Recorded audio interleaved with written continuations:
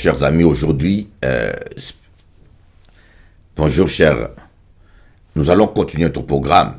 Et aujourd'hui, j'aimerais parler brièvement de l'importance du jeûne. Mes amis, j'aimerais vous dire, le jeûne, c'est très très important. Parce que j'aimerais que vous compreniez qu'il y a certaines victoires que vous ne pourrez pas vivre sans le jeûne. Il y a certaines victoires que vous ne pourrez pas expérimenter sans le jeûne.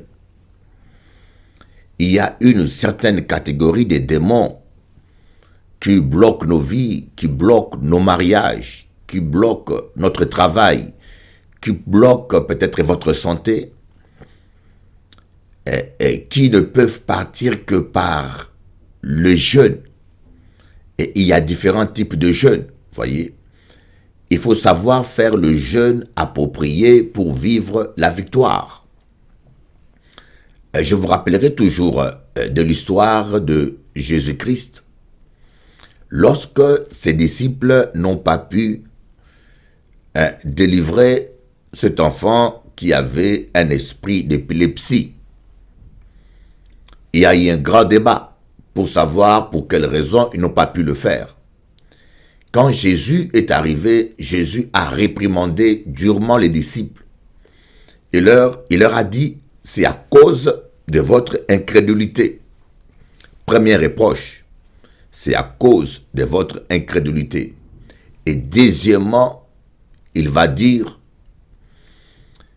mais cette catégorie de démons ne sort que par de jeûnes et de prières.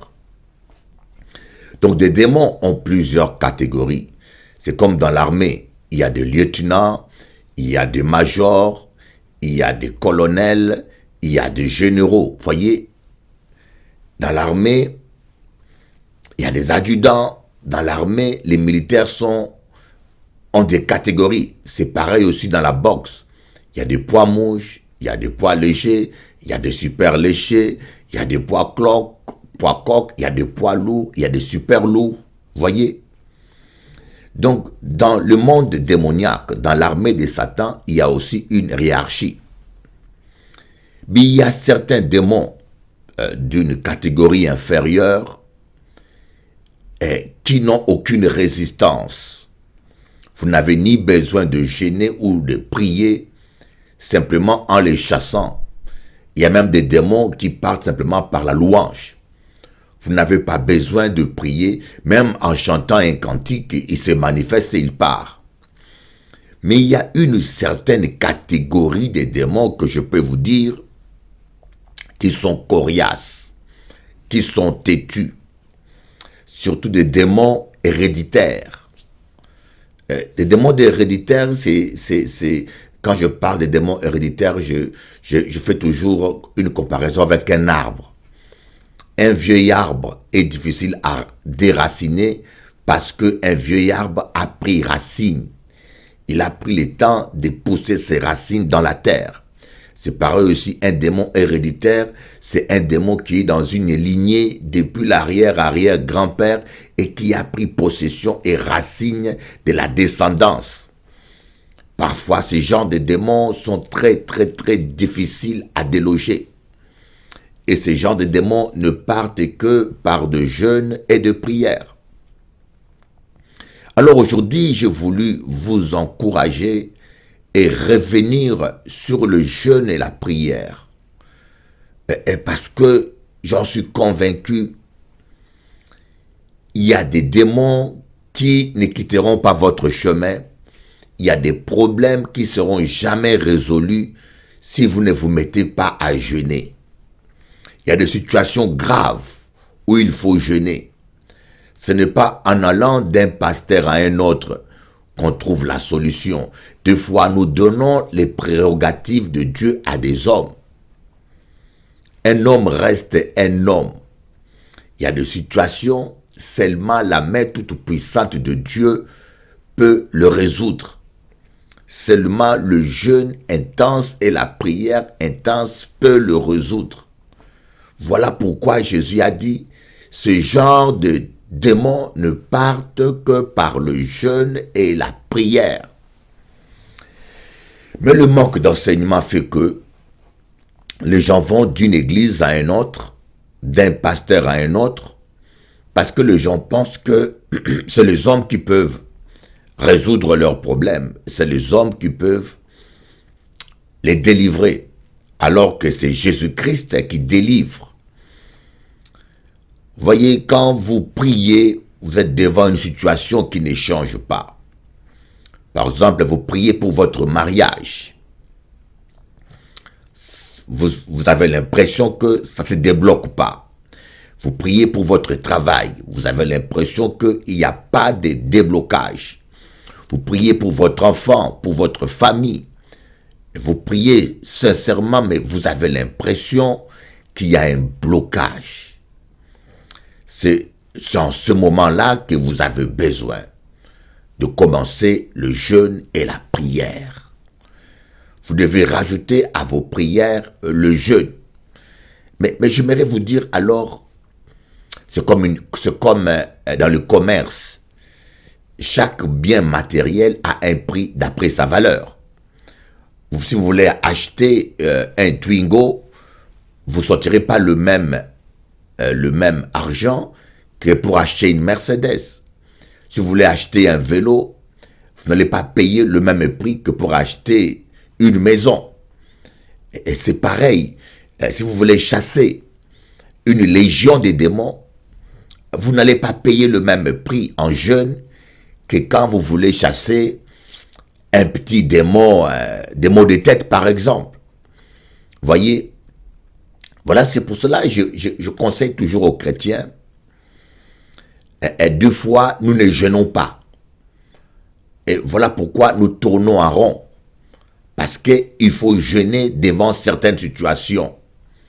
S'il y a un démon qui bloque ton mariage, s'il y a un démon qui bloque ton ministère, s'il y a un démon qui bloque ta prospérité, et si tu ne jeûnes pas, tu ne fais que changer d'église et de pasteur, tu risques de tournoyer toute ta vie, de tourner en rond comme Samson. Tu risques de tourner en rond toute ta vie sans jamais parvenir à la solution. Voilà pourquoi nous constatons qu'il y a beaucoup de chrétiens qui tournent en rond, qui vont d'une église à une autre. Parce que malheureusement, ils ont rencontré des pasteurs escrocs qui leur ont promis une solution magique ou solution magique, moyennant une grosse offrande. Et pire encore, ils déterminent même le prix. Voyez, quand un pasteur vous demande de payer un montant précis pour une prière, écoutez-moi bien ce que je vous dis, c'est un escroc, un menteur, et cela est anti-biblique. Je ne peux pas être plus clair que ça. Et si vous ne voulez pas comprendre ça, c'est vous le problème, voyez. Et donc, il y a une catégorie de démons qui ne partent pas aussi facilement. C'est pour cela que Jésus leur a dit. C'est pour cela que Jésus a premièrement reproché aux disciples leur incrédulité. Donc, il y a des gens qui n'arrivent pas à la victoire, premièrement parce que ces gens-là, ils ne jeûnent pas, et deuxièmement, parce qu'ils jeûnent, mais ils ne jeûnent pas à la hauteur de l'obstacle. Voyez, ils ne jeûnent pas à la hauteur de l'obstacle. Il y a des démons qui dégagent le chemin qu'après 21 jours de jeûne. Certains démons, au bout de 3 jours, ils dégagent le chemin. Certains démons, c'est au bout de 40 jours. J'aimerais que vous puissiez comprendre pourquoi dans la Bible, on parle de jeûne de 7 jours, de 3 jours, de 21 jours et de 40 jours. Il y a une catégorie de démons. Par exemple, Esther, pour avoir la victoire sur les démons qui dominaient la Babylone et qui voulaient exterminer le peuple juif, Esther a dû jeûner 3 jours à sec. Voyez, ces démons-là n'ont pas pu résister pendant 3 jours à sec. Mais Daniel, pour avoir la révélation dont il avait besoin pour le peuple juif, le peuple de Dieu, les démons, le prince de Perse qui bloquait la route à l'archange Gabriel a tenu pendant 21 jours. Donc il a fallu que Daniel jeûne jusqu'à 21 jours. Vous comprenez? Jésus-Christ, lui, il a dû jeûner 40 jours. Moïse, 40 jours.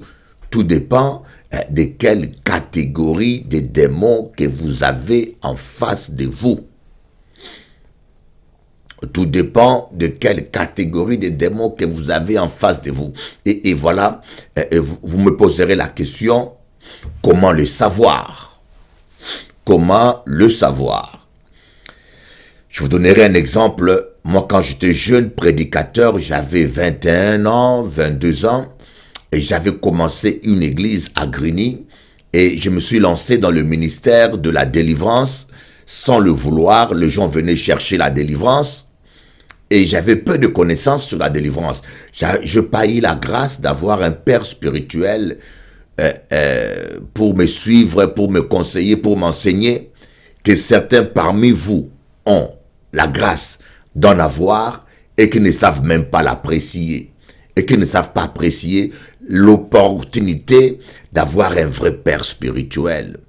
Un apôtre qui t'encadre, qui te suit. Malheureusement, les jeunes pasteurs veulent être indépendants, ils sont orgueilleux, ils ne savent pas se soumettre à un apôtre parce qu'ils sont orgueilleux et parfois eux-mêmes se prennent pour des apôtres et parfois ils s'autoproclament comme tels. C'est l'orgueil qui détruit le christianisme aujourd'hui. Alors, un jour, j'ai eu affaire à un démon d'une catégorie supérieure. C'était un sorcier qui a été envoyé. Un sorcier qui était envoyé pour m'attaquer. Et j'étais en jeûne ce jour-là. Ce sorcier est venu, il m'a dit qu'il a besoin d'une délivrance. Il m'a expliqué qu'aucun pasteur à Paris s'est occupé de lui. Alors moi, comme j'étais en jeûne, je lui parlais de l'amour de Dieu pour lui. Et pendant que je lui parlais, il y avait l'onction qui sortait de ma bouche en forme de feu. Moi, je ne le voyais pas, mais lui, en esprit, il voyait ça. Et ce feu consumait tous ses pouvoirs. Au bout d'1 heure d'entretien, il avait perdu tous ses pouvoirs. Alors, il m'a dit, écoutez, je reviens demain pour la délivrance. Mais c'était une excuse. Il devait retourner chez lui et pour faire ses invocations, je ne sais pas qu'est-ce qu'il faisait, pour retrouver ses pouvoirs. Et il est allé, il est rentré chez lui. Le lendemain, il est revenu encore. Et on a parlé, et moi je me suis un peu endormi. Et pendant que je m'endormais, je vis un ange de Dieu qui m'a dit, ne l'impose pas les mains. Il a des choses à t'avouer. Claire, ne l'impose pas les mains, il a des choses à t'avouer. Mais comme moi j'étais tout jeune dans le ministère, je me croyais que j'avais le pouvoir spécial, que c'était moi qui décidais. Je n'ai pas obéi à ce que cet ange de Dieu m'a dit. Je suis allé, je l'ai imposé les mains. Et ce monsieur est tombé par terre. Et le démon qui a parlé de sa bouche, il avait une autorité particulière. Il a dit, je m'appelle Simba. Bon, moi je pensais que j'avais affaire à des démons habituels, des petites catégories que je chassais facilement. Je lui ai dit, et alors, je te chasse? Il m'a dit, non, je ne sors pas. Je suis un chef d'armée. J'ai une légion avec moi. J'ai dit, oh, tu sors tout de suite. Il m'a dit, je vais aller en Afrique, chercher ma légion et je reviens. Tu verras. Moi, je croyais que c'était de la rigolade. Je dis, oui, je t'attends. Écoutez, à mon grand étonnement, Simba a tenu parole. Il est revenu avec une légion. Pendant que je dormais, j'ai senti mon bras gratter un petit peu. Quand j'ai gratté, je me suis réveillé, j'ai vu mon bras à quintuple de volume. Imaginez-vous, ce bras-là était 5 fois plus gros. Et je peux vous dire, j'ai tout de suite compris que Simba était à l'œuvre. Je suis allé voir un médecin. Le médecin m'a dit, dans 20 ans de métier, il n'a jamais vu quelque chose de pareil. Et croyez-moi, j'avais la sueur froide. Et je me suis rappelé que j'avais désobéi à Dieu. Dieu m'avait dit de ne pas imposer le main à cet homme-là. Et tout de suite, j'ai demandé pardon à Dieu. Et c'est après, j'ai pu délivrer la personne. Mais cela m'a été une leçon inoubliable. Il y a des démons de différentes catégories. Et surtout, j'ai compris que je n'étais que rien. C'est Dieu qui agissait en moi, que j'avais intérêt à obéir à Dieu. J'aimerais dire à tous les jeunes pasteurs qui sont là, lorsque Dieu vous dit clairement de ne pas imposer les mains à quelqu'un, croyez-moi, vous avez intérêt à obéir. Je sais de quoi je vous dis, vous avez intérêt à obéir. Alors, les démons ont différentes catégories. Voilà pourquoi certaines délivrances traînent et d'autres vont vite. D'autres traînent parce que le démon est d'une catégorie supérieure et il résiste. Il résiste et c'est un combat. C'est comme un combat de boxe qui peut durer un round si l'adversaire n'est pas assez fort, comme ça peut durer 12 rounds si l'adversaire est fort et résistant. C'est un combat. Jésus, lui, il était parfait. Voyez. Un pasteur m'a dit, Bishop Eli, pourquoi nous on traîne. Jésus disait un mot, c'était fini. Mais Jésus, il était parfait. Il n'avait aucun péché, il n'avait aucune... Jésus était un homme parfait. Voyez, les démons ne pouvaient pas le résister, mais nous restons des êtres humains avec nos faiblesses, avec notre foi qui n'est pas toujours parfaite. Donc, nous ne sommes pas aussi parfaits que l'homme Jésus qui était sur terre. Et c'est là que j'ai appris qu'il y a des catégories de démons. Alors vous allez me dire, mais comment savoir qu'il faut jeûner 1 heure, qu'il faut jeûner, pas 1 heure plutôt, jeûner 1 jour, jeûner 3 jours. Vous voyez, vous me direz, mais Bishop Eli, on veut bien jeûner. Mais comment savoir qu'il faut jeûner, faire le jeûne de 3 jours, ou de 7 jours, ou de 21 jours? Je ne peux pas vous dire que Dieu dit tout le temps qu'il faut jeûner 7 jours ou 3 jours ou 21 jours. Je ne veux pas vous dire ça parce que moi, quand je jeûne, d'habitude, je ne réfléchis pas. Je ne dis pas à Dieu si je vais jeûner 40 jours ou 21 jours, non. En général, je commence mon jeûne, je dis je vais faire un jeûne de multiples. Des jeûnes multiples de 3 jours par exemple ou de 1 jour. Un jeûne multiple de 1 jour, c'est un jeûne qu'on fait tous les jours, comme font les musulmans. Quand les musulmans font le ramadan, ils disent qu'ils ont jeûné 40 jours. Ce n'est pas 40 jours de jeûne comme Moïse. Ils ont jeûné 1 jour multiplié par 40. C'est-à-dire que chaque soir, ils coupent le jeûne, ils mangent normalement, et le lendemain, ils reprennent leur jeûne. Ce sont des jeûnes de 1 jour, des jeûnes de 1 jour multiples de 40. Ça veut dire que le matin, ils commencent leur jeûne, le soir, ils coupent leur jeûne, ils mangent normalement tout ce qu'ils veulent, et le lendemain, ils redémarrent un autre jeûne. Le soir, ils coupent le jeûne normalement, ils continuent, et c'est là pendant 40 jours. Il y a des jeûnes de 3 jours, des jeûnes multiples de 3 jours. C'est-à-dire que tu jeûnes 3 jours sans manger, le 3e jour, tu manges, et après, le lendemain, tu recommences 3 jours sans manger. Le 3e jour, tu manges. Le lendemain, tu recommences 3 jours sans manger jusqu'à la victoire. On appelle ça des jeûnes multiples. Il y a des jeûnes multiples de 7 jours. 7 jours sans manger, tu fais que boire de l'eau et manger des pommes. Le 7e jour, tu manges normalement. Et puis le lendemain, tu recommences. Mais ça, je ne vous encourage pas ça parce que je l'ai déjà fait. Quand tu fais 7 jours sans manger et le 3e jour tu manges, et parfois c'est la diarrhée. C'est la diarrhée que vous avez. Et s'il faut encore redémarrer encore 7 jours, cette diarrhée vous affaiblit tellement que ça aurait été même mieux de ne pas manger. Je peux vous conseiller le jeûne multiple de 1 jour, ce qui est beaucoup fréquent. Si vous êtes débutant, vous pouvez faire des jeûnes multiples de 1 jour.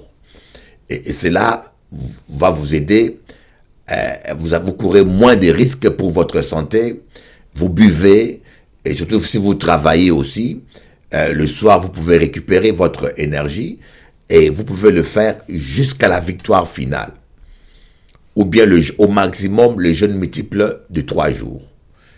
Mais à partir de 7 jours, je vous conseille de faire un seul jeûne de 7 jours, ou un seul jeûne de 21 jours, ou un seul jeûne de 40 jours.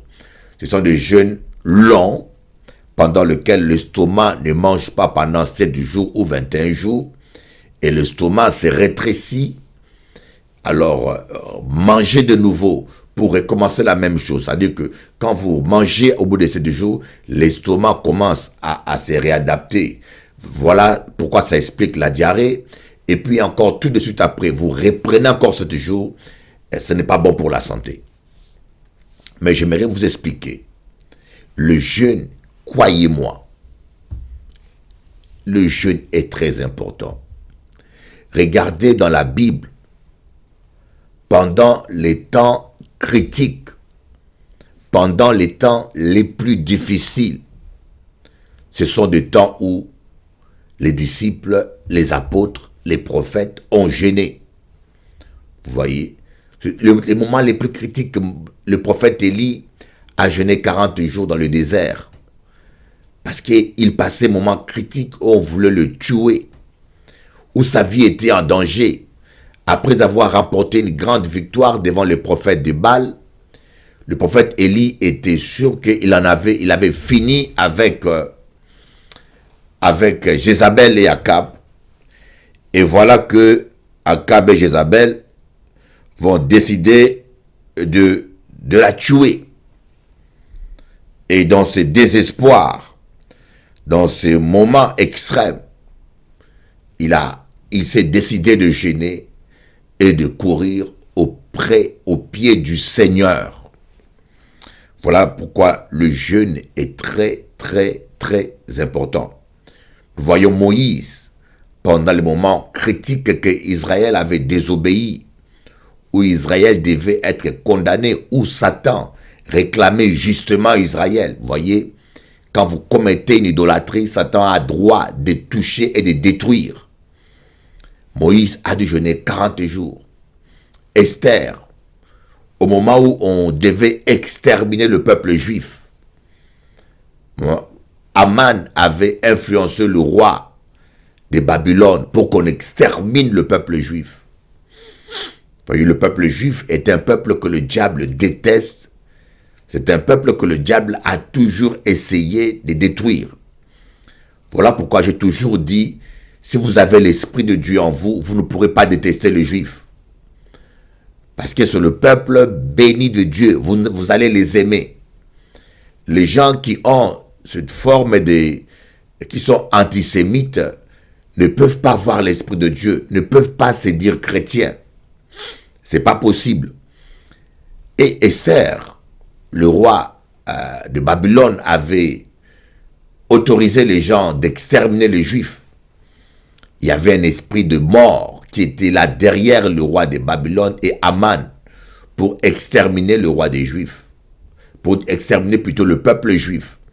Esther a jeûné 3 jours à sec. Au bout de 3 jours à sec, elle a remporté la victoire. Vous voyez, Daniel, lui, il a jeûné 21 jours. Il a jeûné. Il n'avait aucune réponse. Et nulle part, Daniel a dit que avant son jeûne, il avait déjà défini la durée du jeûne. Daniel n'a jamais dit que je vais jeûner 21 jours. Ni Moïse. À part Esther qui avait dit que je vais jeûner 3 jours. Mais Daniel et Moïse ont fait des jeûnes indéterminés. Ils se sont dit qu'on va jeûner jusqu'à la victoire finale. Et le jeûne de Daniel est un jeûne de légumes. Ça veut dire que Daniel mangeait les légumes à midi, le soir et le matin, pendant 21 jours. Et Daniel devait avoir 80 ans. D'après les théologiens, Daniel devait avoir pas loin de 80 ans, pendant qu'il avait fait ce jeûne de Daniel. Vous voyez? Mais l'erreur que nous faisons, nous déterminons la durée d'un jeûne par le hasard. Il y a des gens qui se réveillent un bon matin, ils disent, je vais jeûner 7 jours. Il y en a qui se réveillent un bon matin, ils disent, je vais jeûner 40 jours, 21 jours. Voilà. Des gens qui déterminent par hasard comme ça, comme l'idée leur vient de la tête. Or, la durée du jeûne est très importante. Parce que la durée du jeûne parfois détermine la victoire. Si Daniel avait arrêté le jeûne le 20e jour, je ne pense pas qu'il aurait eu la victoire. Il fallait qu'il puisse jeûner du 1er au 21e journée.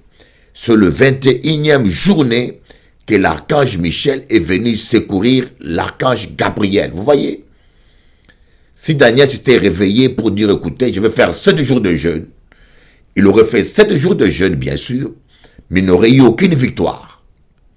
Voilà pourquoi nous avons des gens, beaucoup de chrétiens, ou bien ils ne jeûnent pas, ils font que prier.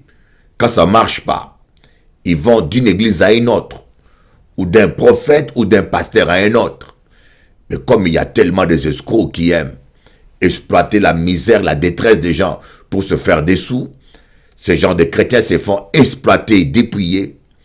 Ou il y a des chrétiens qui croient au jeûne et qui jeûnent, mais qui jeûnent mal, qui déterminent eux-mêmes le nombre de jours. Et parfois, ce n'est pas les nombres exacts qu'il faut. Mais par contre, il y en a d'autres qui jeûnent mal parce qu'ils jeûnent dans de mauvaises conditions.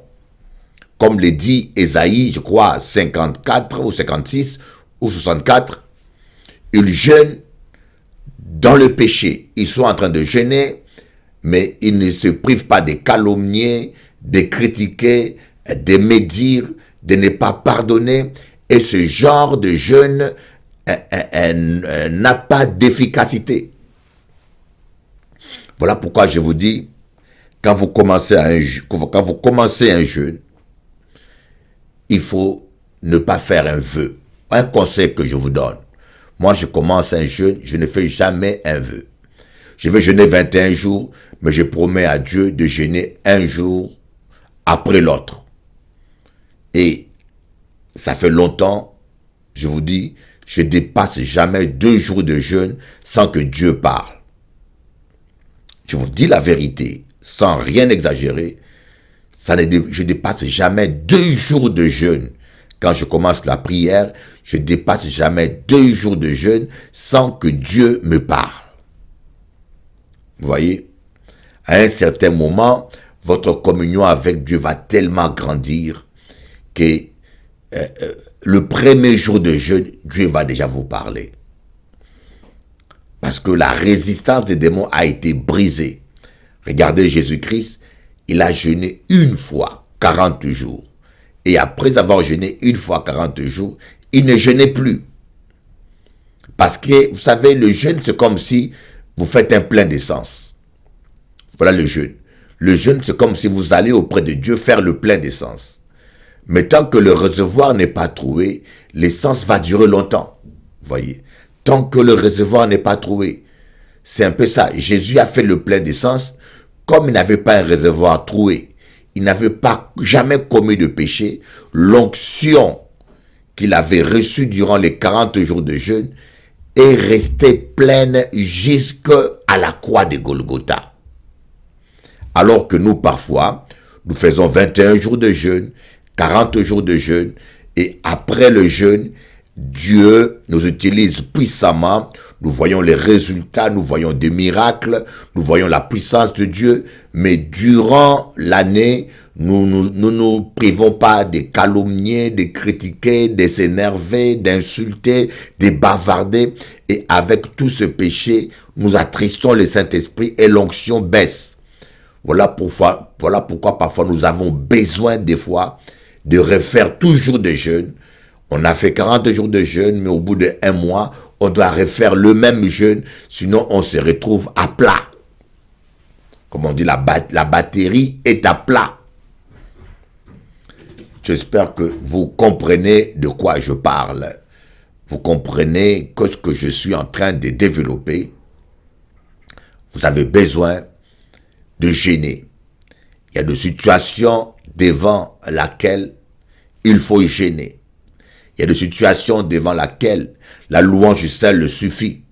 Il y a des situations devant lesquelles la prière seule suffit.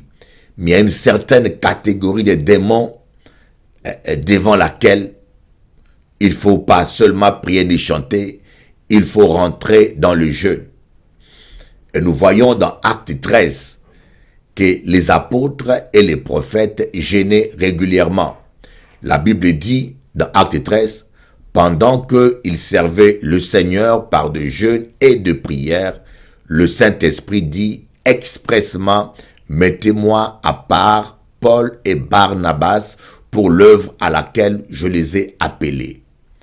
Pendant qu'ils servaient le Seigneur par les jeûnes et les prières. Donc c'est important que nous puissions comprendre l'importance du jeûne et des prières, mes amis. Malheureusement, je tiens à vous dire, malheureusement, beaucoup de chrétiens ne jeûnent plus. Nous ne jeûnons pas. Nous ne sommes plus consacrés. Nous négligeons le jeûne. Alors que le jeûne, croyez-moi, je vous parle pas que de ce que je lis dans la Bible, je vous parle pas que de ce que je lis dans un livre, je vous parle de ma vie.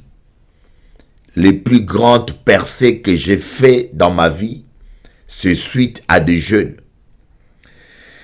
Je répète, les plus grandes percées que je fais dans ma vie, c'est suite à des jeûnes. Chrétiens, au lieu de pleurer devant les hommes, mettez-vous à jeûner. Le jeûne est la prière. C'est la clé de la victoire. Mettez-vous à jeûner. Cherchez la face de Dieu. Et je vous conseille souvent, si vous êtes débutant, de faire des jeûnes multiples de 1 jour. Vous vous réveillez le matin, vous passez toute la journée à boire de l'eau et à prier, à louer le Seigneur autant que vous pouvez. Et le soir, vous mangez quelque chose de léger, ou vous mangez normalement, le lendemain, vous recommencez. Des jeûnes multiples de 1 jour. Et vous dites, je compte, vous ne faites pas de vœux à Dieu. Vous faites de vœux seulement d'1 jour. Pas de vœux de plus de 1 jour, de vœux de 1 jour. Et vous continuez jusqu'à la victoire finale. C'est-à-dire que vous jeûnez jusqu'à ce que le ciel vous répond. Il y a des fois que vous pouvez jeûner pour quelque chose et Dieu vous répond tout de suite. Et la chose est faite aussi tout de suite. Des fois, vous pouvez jeûner pour, par exemple, le mariage ou la délivrance d'une personne et Dieu vous répond, mais la chose sera faite dans 1 semaine ou dans 1 an.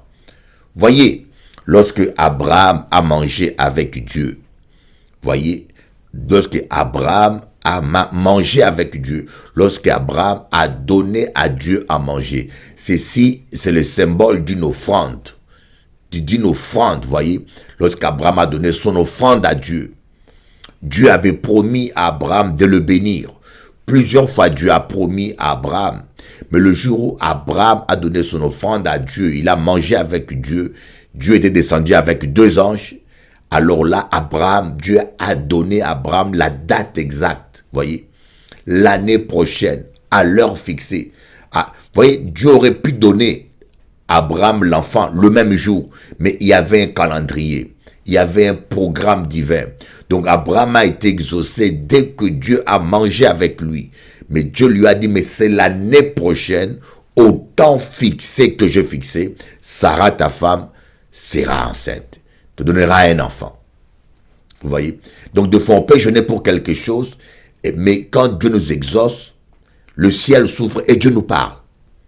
Dieu te parle, te dit que tu es déjà exaucé. Mais la chose va s'accomplir au temps de Dieu, dans le calendrier de Dieu. Voilà un peu pourquoi je voulais vous dire, il faut jeûner. Vous devez jeûner et prier. Vous ne devez pas négliger le jeûne. Le jeûne est très important. Le jeûne, il y a des démons de sorcellerie, des démons d'envoûtement, des liens familiaux, des blocages qui sont dans vos vies et qui vont sauter et être brisés que par le jeûne. Voilà pourquoi des gens qui ne veulent pas rajouter le jeûne à leur prière tournent toujours en rond et parfois ils font comme les disciples, ils arrêtent. ils acceptent l'échec. Voilà pourquoi Jésus a reproché aux disciples leur incrédulité. Parce que lorsque vous avez la foi, vous ne croirez jamais à l'échec. Vous n'accepterez jamais l'échec. Vous allez vous battre jusqu'à la victoire finale.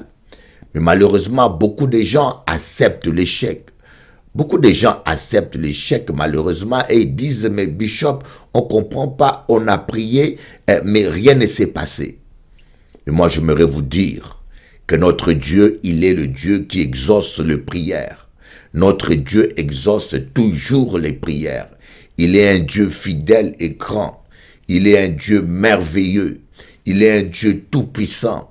Il est un Dieu capable et rien ne peut lui résister. Voilà pourquoi je vous dis, le Seigneur ne peut pas mentir. Il dit, tout ce que vous demanderez au Père par la prière, il vous le donnera. Tout ce que vous demanderez en mon nom au Père, il vous le donnera. Mais quand il demandait, il y a plusieurs types de prières. Il y a la prière qui a le niveau de la demande. Jésus a dit, demandez et vous recevrez. Cherchez et l'on vous ouvrira. Frappez et cherchez et vous trouverez. Et frappez et l'on vous ouvrira. Donc il y a 3 niveaux de prière. Il y a la demande qui est une prière primaire du premier niveau. Il y a la recherche qui est une prière à long terme. Vous priez plusieurs fois. Et il y a la frappe. Le 3e niveau, c'est la prière de violent. Le royaume des cieux appartient aux violents. Là, c'est de jeûne et de veillée continue où on veut débloquer quelque chose. Mes amis, je crois que si vous persévérez, vous allez vivre la gloire de Dieu. Voilà pourquoi Jésus lui-même, qui est Dieu, a donné une parabole dans Luc 18 aux disciples. Dans Luc 18, verset 1, on dit « Jésus leur donna une parabole pour leur montrer qu'il faut toujours prier sans jamais se lasser. » Jésus leur donna une parabole pour leur montrer qu'il faut toujours prier sans jamais se lasser. Voyez, Jésus savait que dans nos prières, nous allons rencontrer des résistances démoniaques. Nous allons rencontrer des obstacles, l'opposition. Et que pour certaines victoires, il nous faut la persévérance. Il ne faut pas se lasser. Il le savait. Sinon, il n'aurait pas donné cette parabole du juge inique aux disciples. Il leur dit qu'il faut toujours prier sans se lasser. Parce qu'il savait qu'il y a des prières de foi qui durent, de combats dans la prière qui durent tellement, où des fois, ses disciples seraient tentés de se lasser. Ou des fois, l'être humain est tenté de se lasser, d'abandonner. Mais je te dis aujourd'hui, j'aimerais t'encourager de ne pas abandonner, de ne pas baisser tes mains, de ne pas désespérer, car ton Dieu est un Dieu fidèle.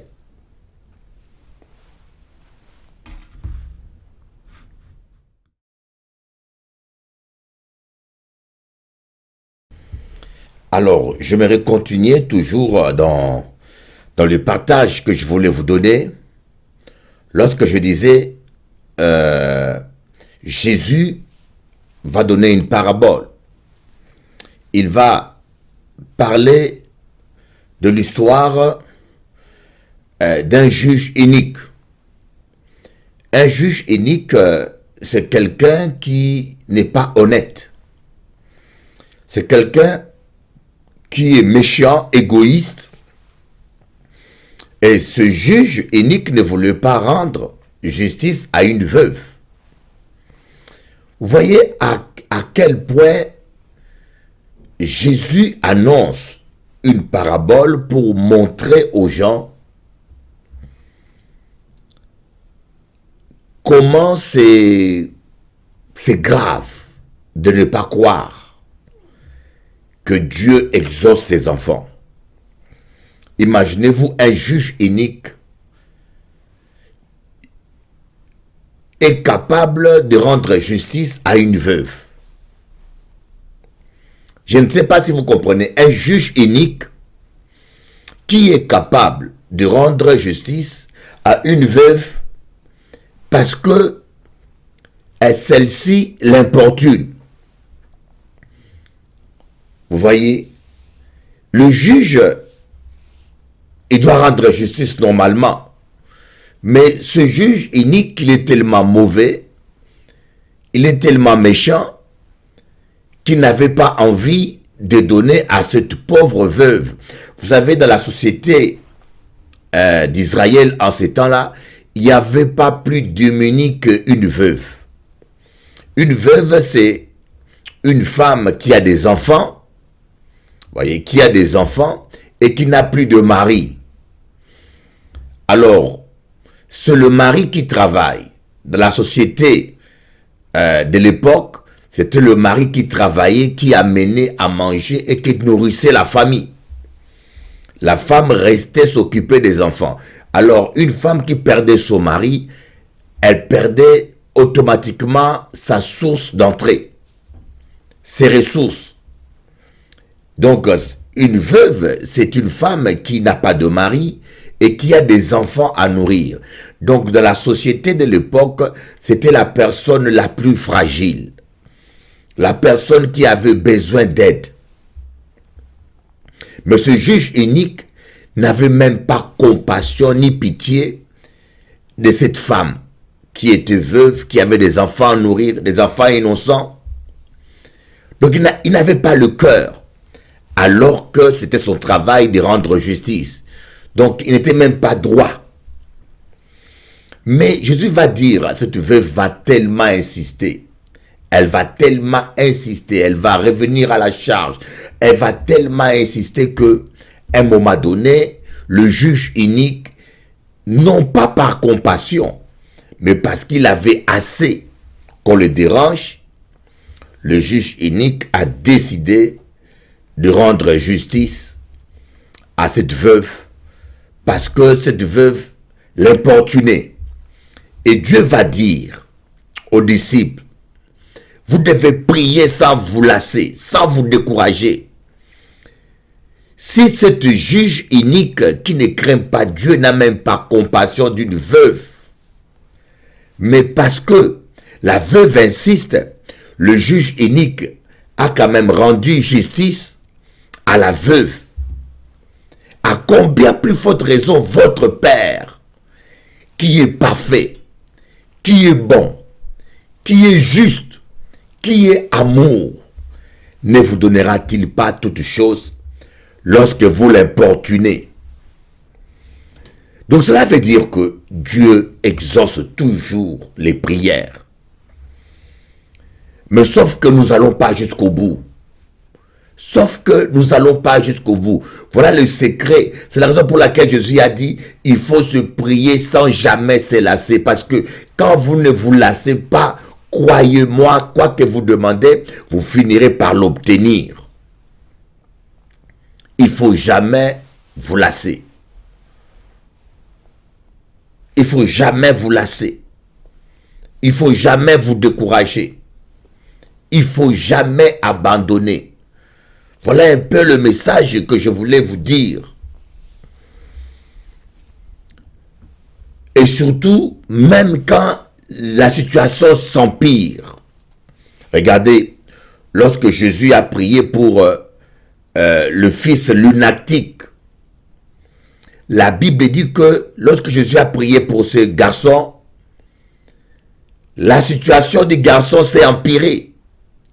Jésus priait pour qu'il soit guéri, mais le garçon a piqué encore une crise plus grave devant Jésus lui-même. Il s'est mis à rouler par terre. Les disciples étaient un peu perdus, mais Jésus a dit c'est la dernière crise.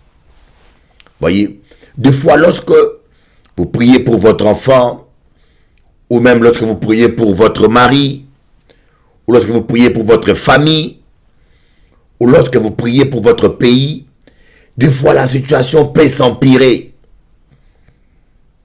Voyez, lorsque le démon est désespéré, il sort toutes ses forces dans le but de vous décourager. Vous savez, en Afrique, on dit, lorsque tu as un léopard en face de toi, ça, vous savez, vous ici en Europe, vous ne rencontrez plus les animaux sauvages. Même aux Antilles, il n'y a pas qu'à rencontrer, à part poisson là que vous avez rencontré, avec, je ne sais pas quel petit type de raton là, il n'y a plus d'animaux sauvages aux Antilles. Mais en Afrique, nos grands-pères nous disaient toujours, mon fils, lorsque tu vas dans la brousse et que tu croises un léopard, et que tu as une flèche dans tes mains ou un couteau, il ne faut jamais le louper. Il ne faut jamais le louper. Sois sûr que quand tu donnes un coup, c'est un coup fatal. Mais si tu le loupes ou tu le blesses, si seulement tu le blesses, il devient 2 fois enragé, c'est fini pour toi. C'est un peu ça les démons. Lorsque tu blesses les démons dans tes prières, lorsque tu blesses les puissances des ténèbres et qu'ils sentent qu'ils sont atteints, ils deviennent 2 fois enragés et ils essayent de s'opposer à vous. C'est la raison pour laquelle Jésus a dit, heureux celui qui croit sans avoir vu. Autrement dit, heureux celui qui ne dépend pas de ce qu'il voit. Même quand tu vois la situation s'empirer, même quand tu vois les choses se compliquer, ne te décourage pas. Crois simplement que la parole de Dieu s'accomplira. Demandez et on vous donnera. Cherchez et vous trouverez. Frappez et l'on vous ouvrira. Il n'y a pas une négation. Voyez, dans les 3 situations d'un homme de prière, il n'y a pas une seule négation. Celui qui demande, on lui donnera. Celui qui cherche, trouvera. Celui qui frappe, on l'ouvrira. Jésus, il est celui qui nous ouvre les portes. Jésus, il est celui qui exauce les prières. Voilà pourquoi je te dis, Tati, ne te décourage pas, continue à prier. Mais une seule chose, ça ne sert à rien de continuer à prier dans l'incrédulité. Parce qu'on a beaucoup de gens qui continuent à prier, mais qui prient dans l'incrédulité, qui ne croient plus. Il y en a qui continuent à prier, qui ne croient plus au miracle. Il n'y a qu'à prier seulement parce qu'il faut y prier. Mais tu ne crois plus. Il y en a qui continuent à prier dans le doute.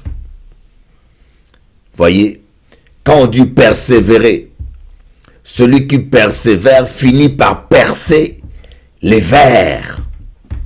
Voyez, celui qui persévère finit par percer les vers. Alléluia. Toutes les barrières qui sont devant toi vont s'écrouler. Persévérer, c'est continuer à prier dans la foi. Parce qu'il y en a qui continuent à prier mais sans croire. Imaginez-vous un homme qui prie pour sa guérison, mais qui écrit son testament dans les cas où ça ne marchait pas. Je me rappelle bien un jour, nous étions allés avec Lucien Mondésir. Je le permets de citer son nom, maintenant il est pasteur. Et avec la sœur, une sœur forte, elle n'est plus là. Hein? Elle n'est plus là, elle habitait à Moule. On était allé prier. Elle m'a parlé de la prière à porte d'enfer. À porte d'enfer là-bas, il m'a dit le matin quand vous allez prier, le lever du soleil c'est tellement beau. Alors je me suis réveillé très tôt avec Lucien Mondésir. On a pris cette soeur là dont je ne me rappelle plus de nom. C'est une chabine forte comme ça. On est allé à porte d'enfer au lever du soleil et quand nous sommes arrivés, à peine qu'on commence la prière, il a commencé à pleuvoir un petit peu. Alors Lucien Mondésir m'a dit, Bishop Eli, est-ce qu'on peut arrêter la pluie? J'ai dit, ben, c'est toi qui as eu l'idée, vas-y, arrête la pluie. Il y a des gens qui ont des idées, mais ils demandent moi de prier. Il dit, non, c'est toi qui as eu l'idée, vas-y, arrête la pluie. Il a ouvert son parapluie, il a commencé à prier pour que la pluie s'arrête. Il dit, mais mon frère, tu es incrédule. Tu pries pour que la pluie s'arrête et tu ouvres le parapluie. Donc tu es sûr qu'il ne va pas s'arrêter. C'est un peu ce qui est arrivé sur un jour. Il y avait le cyclone Marilyn qui arrivait. Je suis allé voir le frère René Hildebert. Le frère René Hildebert, il habite à Monalo. Et quand j'arrive là-bas, le frère aîné Hildebert me dit, il a prié, le cyclone ne viendra pas. Tout le monde annonce le cyclone, hein. Il a dit, oh, mais non, pasteur, je prie, le cyclone ne viendra pas. Ah bon, tu es sûr? Il m'a dit, oui, j'ai la foi. La foi que le cyclone ne viendra pas. Mais en attendant, je le vois en train de bloquer les fenêtres avec du bois, de bloquer. Je dis, mais mon frère, tu crois que le cyclone ne viendra pas? Pourquoi tu barricades la maison? La Dieu, maintenant, c'est à cause de ma femme, des chouquettes. Les chrétiens, parfois, vous me faites rire. Voyez, la foi est une démonstration. Il ne suffit pas seulement de parler. La foi est une ferme assurance. Donc, une assurance ferme. Je crois que ce que je demande, Dieu me le donnera et je finirai par vivre la victoire. C'est ça la foi. La foi marche avec la fermeté. La foi ne doute pas. La foi croit que ce qu'il dit arrive. Donc, persévérer, c'est continuer à prier dans la foi. Il y a des gens qui prient, mais la journée, ils disent le contraire. Ils proclament le contraire. Non, quand vous priez, il faut garder une position ferme. Croyez à la victoire et restez ferme, appuyez sur la victoire, persévérez sur la victoire, quels que soient les signes contraires. Vous voyez, les frères de David et l'armée d'Israël n'a rien fait devant Goliath parce qu'ils regardaient sa taille. Ils écoutaient son palmarès. Ils disaient, wow, cet homme-là est invincible. Vous voyez, ils regardaient la taille. Ils écoutaient les paroles que disait Goliath. Mais lorsque David est arrivé, il n'a pas regardé sa taille. David a vu la grandeur de Dieu et il s'est rappelé. Ta situation n'est pas compliquée. J'aime pas les gens qui me disent, ah, Bishop Eli, ma situation est compliquée. Aucune situation est compliquée devant Dieu notre Père. Aucune situation n'est compliquée devant Dieu notre Père. Je tiens à répéter, aucune situation n'est compliquée devant Dieu notre Père. Ta situation est compliquée devant qui? Pourquoi tu dis, ma situation est compliquée? Ce n'est pas compliqué. C'est ta bouche qui la complique. Rien n'est compliqué devant notre Dieu. Alléluia. Voilà un peu ce que je voulais partager avec vous sur la persévérance. Que Dieu vous bénisse et à bientôt.